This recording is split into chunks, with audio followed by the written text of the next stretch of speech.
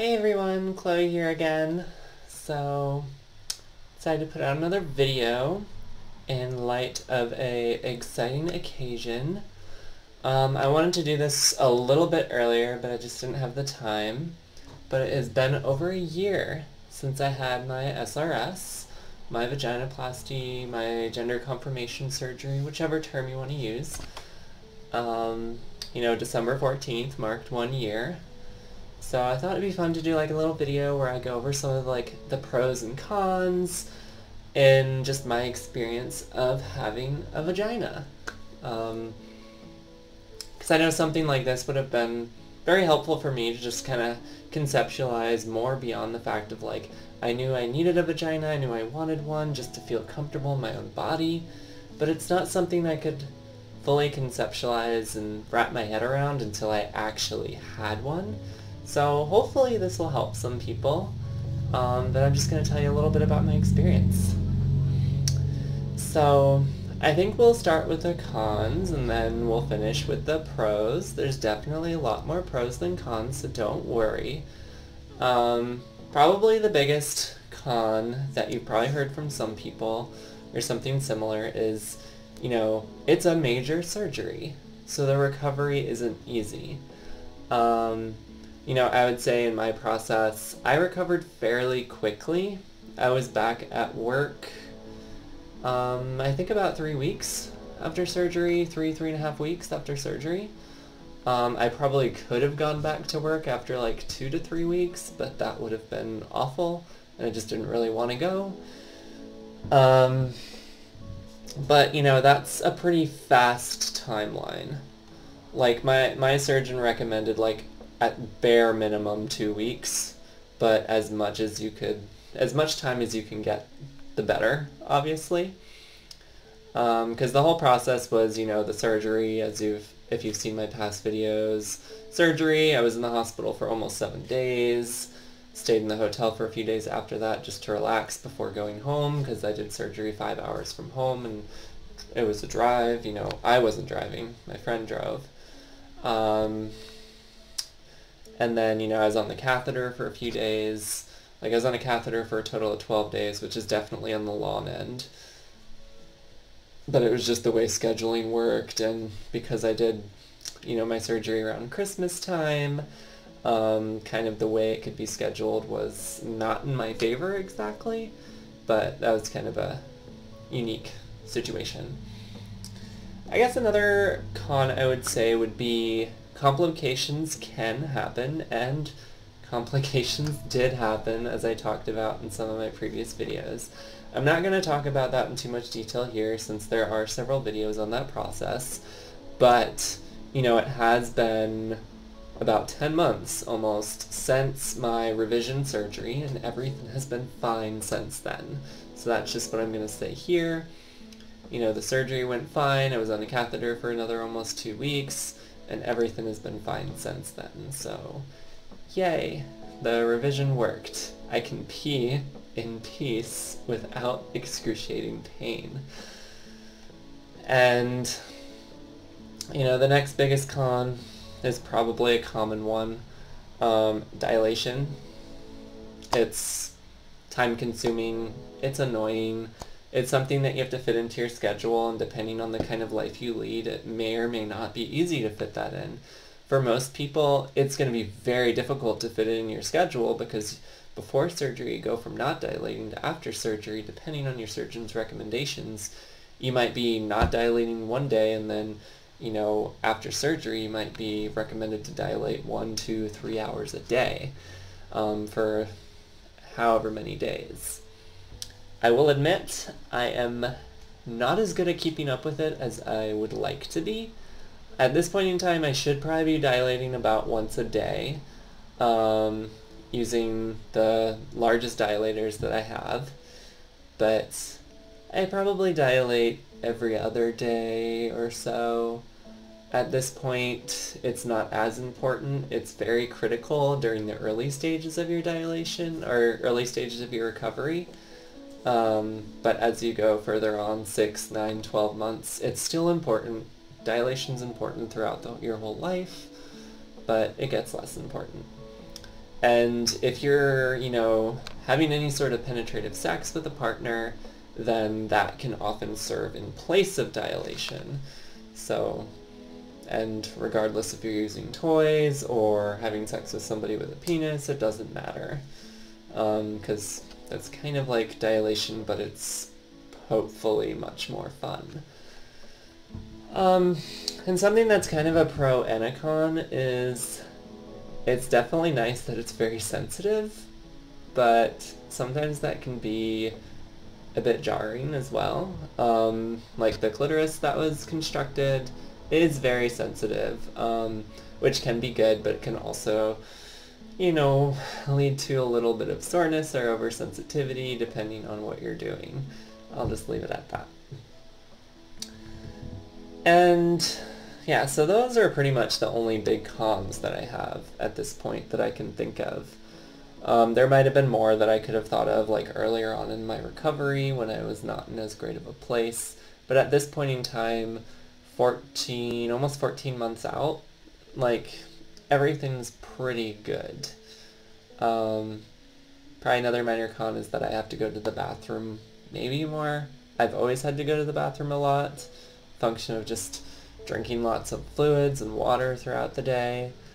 But I would say sometimes, and it's hard to even say if this is true or this is just my experience these days and I don't remember what it was like before, but it feels like it's sometimes more difficult for me to hold it in as long as I used to be able to, like if I have to pee, but that's not really that big of a deal.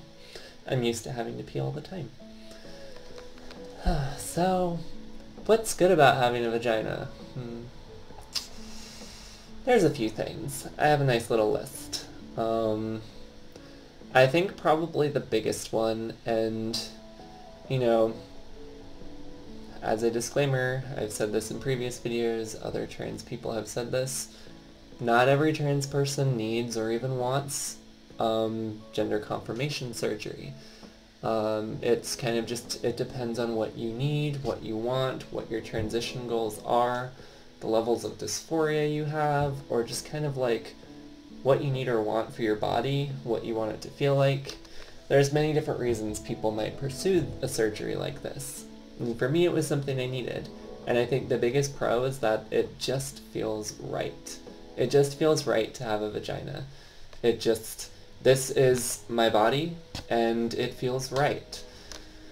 Because I'd say, once I had started recovering a little bit, like, it wasn't like this, oh my god, wow, I have a vagina now, this is so exciting. It's more just like, I have a vagina. It feels right. This is the way it should have always been, and it's now aligned. It's kind of more like peaceful, calm comfort, as opposed to like, oh my god, so exciting. And it's kind of weird now, I was just thinking about it. It's been over a year now that I've had a vagina, and it's just like, this is my new normal, and I love it. Which is part of the reason why I'm doing this video. And kind of along those lines, another big thing is like, on top of feeling comfortable in my own body, I can feel comfortable wearing what I want to wear. Like, that might be something that a lot of people don't have to think about, especially cisgender people might not have to think about that. They might be able to take, not everyone, but a lot of people will probably be able to take it for granted that, they don't have discomfort related to their genitals, which having that discomfort can get in the way of like just, feeling fully present, wearing what you want to wear, being able to wear a bathing suit without discomfort, or without having to do excessive amounts of tucking. That's probably one of my favorite things that goes in line with that, is that I don't have to tuck anymore. And I'll be honest, I was never very good at that. I was pretty lazy at it. I would do it, but it wasn't comfortable. It's not a fun process. It's a tedious process. Yeah. I don't have much to say on that because I didn't do much with my tucking. I didn't do tape or anything like that. Kind of just wearing tight underwear and putting it back there, and that's not comfortable. So it's just literally being more comfortable in my body and not having to worry about the things like, oh my god, is somebody gonna see a fucking bulge in whatever I'm wearing? And you know, it just gives me the peace of mind that I don't really have to worry about that at all anymore. So it just allows me to not feel more comfortable both physically and mentally and emotionally. And, you know, one pro, no longer having complications. Yay! And just like I touched on, sensitivity is something that's like both a pro and a con, I think, because very sensitive can be uncomfortable, it can create some soreness, but it can also create some fun experiences. And speaking of that, like, feeling more comfortable being intimate is probably another one of the biggest pros. Like, being intimate with myself, like masturbating, is something that is not dysphoric for me anymore. You know, I was exploring the concept of being, you know, identifying as demisexual in one of my past videos, and I think that still fits. Like, I have a very low sex drive, and I don't really crave or seek out sex with partners, and it's something that I don't really enjoy or care for unless I have a really strong bond with somebody. But it's just been nice to, for those times where I do have the urge to masturbate, or I do have the urge to, you know, engage in any sort of intimate contact with somebody, that it's not dysphoric anymore. I feel like I can be more intimate with a person, with a partner. I can be much more intimate with them and not have an extra part of my body that doesn't fit get in the way, which then causes my mind to get in the way, which then takes me out of the moment. And it's just nice to not have to worry about that. You know, I haven't honestly had many experiences at all being sexually intimate with anyone since my surgery, but those that I've had have been, you know, very safe, very comfortable, and very, you know, just confirming that this surgery was the right thing for me. That I can finally, like, I finally have the ability to be physically intimate with somebody and actually fully enjoy it, which is really powerful. I could probably go on about a few others, like, you know, I don't have to take testosterone blockers anymore. That's really nice. You know, I stayed on those a little while longer at my doctor's recommendation just to see how my levels worked, but, you know, I stopped those a few months back, you know, primarily because I don't need them anymore, and my testosterone levels were, you know, understandably very low for somebody who no longer has any of the male gonads and is blocking any testosterone that's there. And I think it was in some ways interfering with my energy levels, which is why I was like, okay, I should really stop these. Talk to a doctor about it, because, you know, I just want to make sure I know what I'm doing. I knew I know what I was doing, but, you know, just to be safe. Yeah. Yeah, I think those are the biggest things. Like, you know, I took note of, like, something neutral. There are things that are different that aren't necessarily good or bad, in my opinion. Like, one that popped in my mind is, like, sitting down to pee. Like, standing up to pee is, I guess, technically still an option, but aiming is a lot more difficult. But it's kind of one of those things I don't think it's good or bad. It's just kind of like neutral. It's like, okay, I'm in the habit. I had been in the habit of sitting down to pee before I even had my surgery. And it's just kind of like one of those things where it's the new normal. It's just, you know, not good or bad, it just is. And there's probably other ones there.